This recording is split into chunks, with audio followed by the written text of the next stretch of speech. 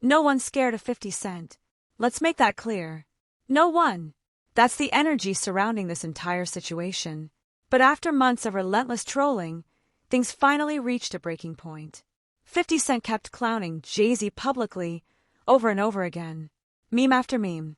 Post after post. Turning controversy into content. And at first, Jay stayed quiet, but then he didn't. According to insiders, Jay-Z fired back hard. There were reportedly angry phone calls, official cease and desist letters, legal pressure, and even threats that could have completely shut 50 down. But one specific warning, that one hit different. It allegedly left 50's entire circle stunned, pushing their feud into territory nobody expected. So how did it all explode? It started when 50 Cent flipped one of Jay-Z's most serious scandals into viral content. Back in December 2024, a civil lawsuit resurfaced, placing Jay-Z's name in disturbing allegations tied to an incident involving a minor at an after-party following the 2000 MTV Video Music Awards. Jay-Z immediately denied the accusations. He released a statement calling it blackmail and vowed to expose attorney Tony Busby, accusing him of pushing false claims. His lawyer, Alex Spiro, quickly followed up with aggressive legal motions, signaling they were prepared to fight back on every front. But while Jay was preparing his legal defense, 50 was preparing punchlines. He mocked the situation publicly, stirring up attention and controversy online. And critics say this wasn't new behavior. He's a piece of work, one source said. He always puts somebody in front of him. When Jada came at him, he put Beanie in front. When Cam came at him, he used True Life.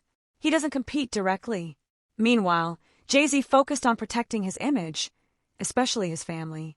Just days after the lawsuit made headlines, he appeared at the Mufasa, the Lion King premiere alongside Beyoncé and their children, presenting a united front on the red carpet.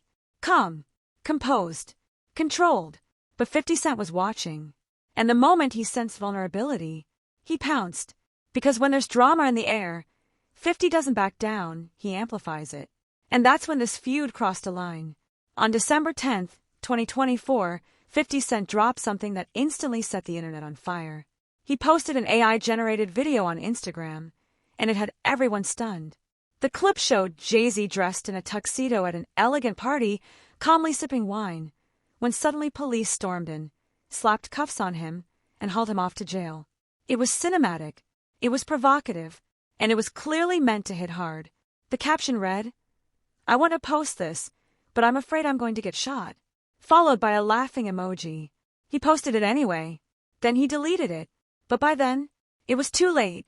The video had already spread like wildfire across Reddit threads, YouTube commentary channels, and major gossip outlets including Forbes, Page 6, and the Daily Mail. And the timing couldn't have been worse. The allegations surrounding Jay-Z were still fresh. Nothing had been resolved. Public opinion was still forming. And suddenly, the internet was turning his image into a meme. But 50 wasn't finished. Not even close. He went straight after Jay's carefully controlled red carpet appearance at the Mufasa premiere, where Jay appeared alongside Beyoncé and their children, presenting a united front. To some, it looked like strength. To 50, it looked like damage control. He mocked the moment, suggesting Jay was acting business as usual while his reputation was under serious pressure. Then 50 shifted gears and aimed even higher. The Super Bowl. Because Jay-Z's Rock Nation holds the NFL halftime show partnership, 50 saw an opening. He jumped back on social media and wrote, "Okay, I don't know what's going on, but are we still having the Super Bowl?" Asking for a friend. And that friend, most people assumed he meant Kendrick Lamar, who was slated to headline that year. The post exploded instantly. With one sentence, 50 reminded everyone that Jay-Z's influence doesn't stop at music. It stretches into billion-dollar partnerships, all the way to the NFL, one of the biggest entertainment platforms in the world. And that's where it got serious. Because the NFL has a history of distancing itself from controversy, fast. No hesitation. So this wasn't just trolling. It was strategic pressure. It pushed fans to start asking uncomfortable questions. Would the league stand firmly behind Jay-Z and Rock Nation? Or would they quietly step back if things escalated? What started as online mockery was now touching business, branding, and billion-dollar deals. And that's when this feud stopped being entertainment and started looking like war. Every single post 50 Cent dropped felt calculated. Not reckless, not random. Calculated. Each one was designed to go viral, to keep people talking, and to twist the pressure just a little tighter around Jay-Z's public image. And here's the key part. 50 never actually accused Jay-Z of anything. Not directly. Instead, he did something arguably more powerful. He turned the entire situation into a running joke. By clowning around, reposting, reacting, and adding sarcasm, he kept the spotlight locked on the allegations far longer than the legal filings ever could have on their own. The headlines kept rolling, the blogs kept posting, and the internet couldn't stop debating it, especially when the lawsuit mentioned the age of the minor involved, an age that closely mirrored Jay-Z's own daughter at the time. That detail made everything feel heavier, more personal. Then came the interviews, and that's when things really escalated. In December 2024, 50 Cent sat down with Big Boy TV. Everyone knew the question was coming. The lawsuit, Jay-Z's public statement, the tension. 50 didn't swing immediately, but he didn't dodge either. He opened with one of his familiar lines, the same phrase he's used for years whenever Jay's name comes up, setting the tone before pivoting into something sharper. He clarified, "We don't have those kind of relationships. We're in the same business. We're not necessarily friends. We don't call each other for no reason." Then he shifted to Jay-Z's official statement. And this is where it got interesting.